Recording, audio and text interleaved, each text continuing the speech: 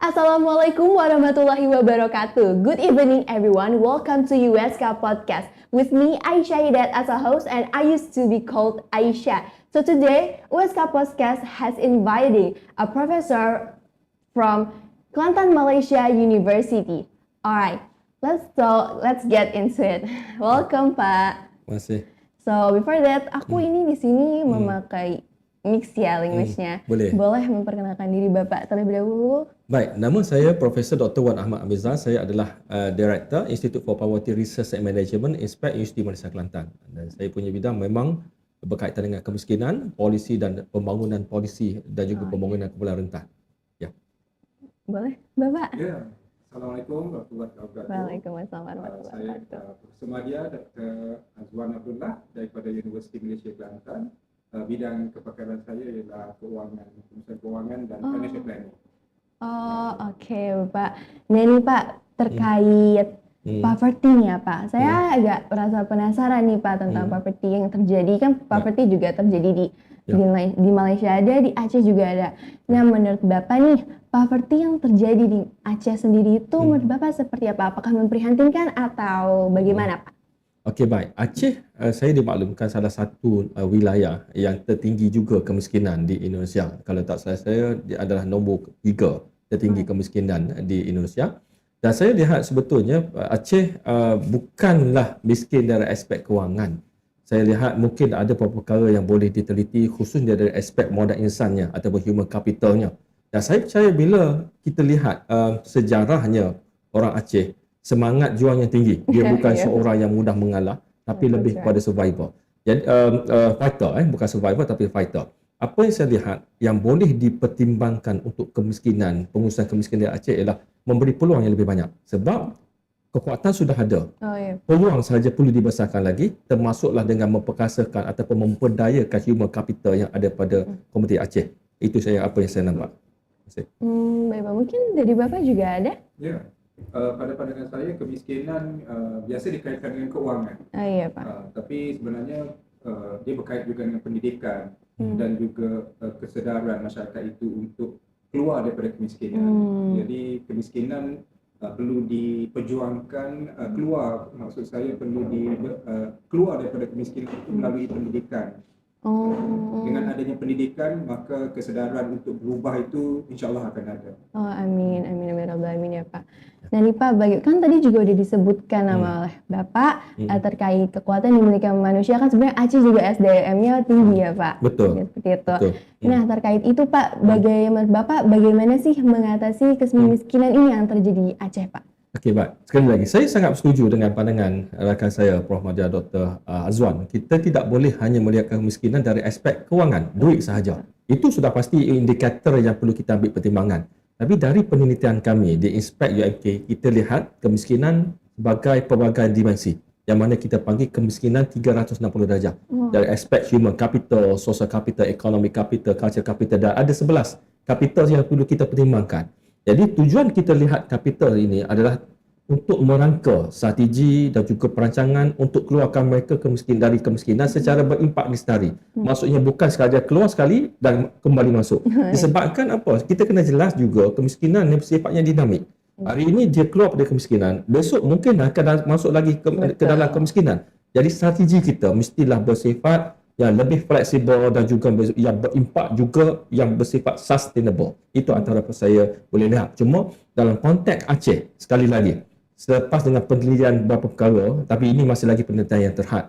Saya masih lagi percaya ialah dari aspek peluang. Maksudnya diberi peluang, diperkasakan ataupun kita memperdayakan modal insan mereka. Dan saya yakin insya-Allah bukan setakat Aceh keluar dari kemiskinan, tapi boleh jadi model kepada Indonesia itu sendiri. Untuk keluar kemiskinan, inilah model yang telah berjaya dihasilkan ataupun dibuktikan oleh komuniti atau masyarakat di Aceh. Itu pandangan saya. Oke, baik Pak. Boleh Bapak? Saya setuju dengan pandangan Prof. Dr. Wan Ahmad Amizah. Bagi saya, bila saya melihat Aceh, saya melihat wajah penduduk-penduduknya, satu kekentalan di situ terpamer. Ya, kita Pak. melihat peristiwa tsunami 2004 ya. Dan kini menghampiri 20 tahun tsunami itu berlalu. Kita melihat perkembangan ekonomi di Aceh sangat giat.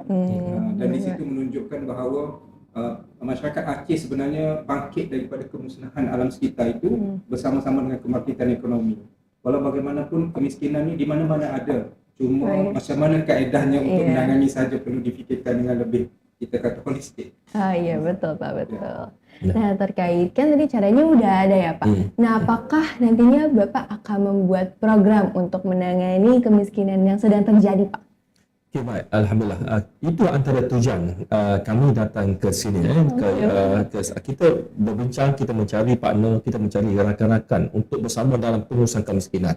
Dan saya dapati di sini, di universitas ini, antara contohnya, saya sempat berbincang dengan Dr. Rizwandi tadi. Dr. Rizwandi saya nampak salah satu aset yang boleh digunakan kerana pengalaman beliau bukan setakat bidang beliau dalam berkaitan dengan kemiskinan, juga ada pengalaman di MIT dan sebagainya. Saya lihat dan saya percaya untuk memperkasakan atau untuk menguruskan kemiskinan, kita mesti menggunakan modal, upaya dalaman. Bukannya kita minta daripada luar. Dan luar ini sekadar cetusan ataupun pandangan sahaja. Tapi yang menggerakkan perkara tersebut adalah dalaman itu sendiri, termasuklah di Aceh. Dan dalam masa sama, saya bersetuju dengan pendekatan sebahasa yang selalu saya sebutlah. Pendekatan yang biasa digunakan, banyak pendekatan bottom up, community itu sendiri bergerak. Dan banyak juga pendekatan yang digunakan kita panggil sebagai top down. Government atau pemerintah yang buat. Dan dua pendekatan ini bagi saya sudah ketinggalan. Kita perlu guna pendekatan yang lebih baik, iaitu kita panggil sebagai partnership. Bottom up, top down mesti bekerjasama, mesti duduk satu meja, mesti berbincang bersama, merangka dan seterusnya bertindak dan seterusnya menilai untuk bersama dalam mengurus kemiskinan yang lebih baik di Aceh. Itu sedikit pandangan saya. Baik Pak. Menurut pandangan Bapak bagaimana Pak? Bagi saya, individu yang miskin tidak harus dihukum. Sepatutnya harus dibimbing untuk Betul. keluar daripada kemiskinan. Betul. Dan bimbingan itu harus mempunyai kerjasama semua pihak. Contohnya NGO, kerajaan, industri dan sebagainya. Dan yang paling penting, individu itu sendiri harus mempunyai semangat dan jati diri yang kuat untuk keluar daripada kemiskinan dan mengambil peluang ekonomi di luar sana untuk mengubah kehidupan. Oh iya, baik Pak. Oke Pak, berarti terkait kita harus membuat pendekatan yang baru ya Pak, yaitu Betul. partnership ya Pak, dan juga seorang individu yang miskin itu tidak harus dihukum, justru harusnya dibimbing nih, begitu Iya, ya Pak. Betul. Nah terkait gitu Pak, apakah nantinya, ini kan kita di Universitas Shah Kuala ya Pak, apakah nantinya Kelantan Malaysia University akan ada kerjasama Pak dengan Universitas Shah Kuala untuk menangani kemiskinan yang sedang terjadi Pak? Ya, itu antara rancangan kita. Bab permulaan ini kita hanya mula dengan LOI dulu, Letter of Intent, surat niat. Kemudian kita lihat bagaimana perancangan ataupun aktiviti yang boleh dilaksanakan. Kemudian kita akan up ke seterusnya, iaitu kepada MOU. Dan bila melampak MOU berjaya, insyaAllah kita akan ke peringkat seterusnya MOA. Maksudnya lebih serius dengan perkongsian bekas setakat perkongsian kepakaran, juga perkongsian penggunaan dana dan sebagainya. Itu saya lihat untuk masa depan banyak peluang, banyak kerjasama yang kita boleh buat, insya-Allah akan memberi impak antara dua pihak dan sudah pasti pada komuniti miskin lah, itu yang paling penting sekali. Ya. Oke, baik Pak. Menurut Bapak bagaimana Pak? Ya, sama saja, cuma dalam konteks kita akademik, mungkin kita ada tambahan sedikit, mungkin kerjasama dalam bentuk penyelidikan, pertukaran pelajar, dosen dan sebagainya. Oh, iya, Di samping untuk mendapat kesepakatan dalam menangani kemiskinan secara bersama di rantau Asia. Oh iya Pak. So, Berarti nanti akan ada keterlibatan mahasiswa ya Pak untuk menangani kemungkinan ini? sudah pasti. Sebab saya lihat contohnya apa yang kami praktis di UMK, Institut Masa Kelantan, ialah kita ada kelab khas, kita namakan sebagai Nadi Inspect. Nadi Inspect ni, Nadi Inspect ialah kita create satu ekosistem untuk membolehkan mahasiswa terlibat dalam program-program kemiskinan. Termasuklah bukan setakat terlibat sebagai volunteer sahaja, tetapi juga merancang bagaimana program-program untuk urus kemiskinan secara lebih berkesan.